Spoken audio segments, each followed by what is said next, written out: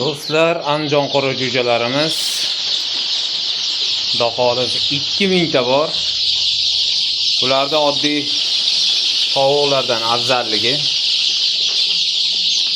Xo'p, 4,5 oydan 6 oygacha tuxumga kiradi.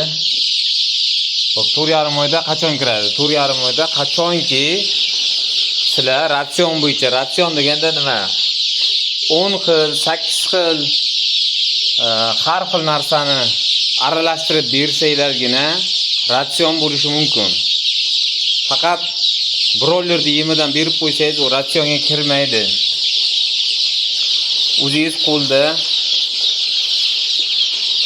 har xil kerakli narsalarni makka, bug'doy, guruchni maydasi, moshni maydasi, svichka shurot, ko'p shunaqa narsalar, kalsiy qo'shib berishlaring kerak ichiga. Shunaqa ratsion qilib bersanglargina jo'jalar tez o'zgaradi, tez tuxumga kiradi do'stlar. Uyga olib borib qo'yib, shunchaki hovliga tashab qo'ysanglar, u 4,5 oyga kirmaydi. Shuning uchun 6 oygacha tuxumga kiradi. Yaxshi qarasanglar, 6 oygacha normal tuxumga kiradi.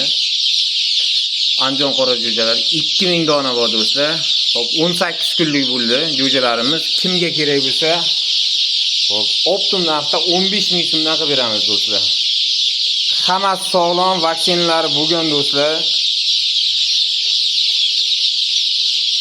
Xo'sh, manzilimiz esa To'taman Qashqadaryo viloyati Yakkabog' tumanidanmiz. 12 ta viloyatga dastavkamiz bor. Dastavkalar отдельно pullik bo'ladi. Kelishilgan holda bo'ladi. Chiroyli qilib beramiz.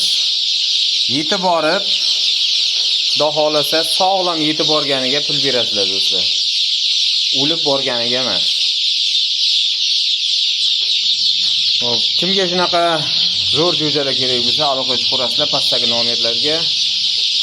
Nomerlarimizga WhatsApp, Telegram, imo hammasi ulangan.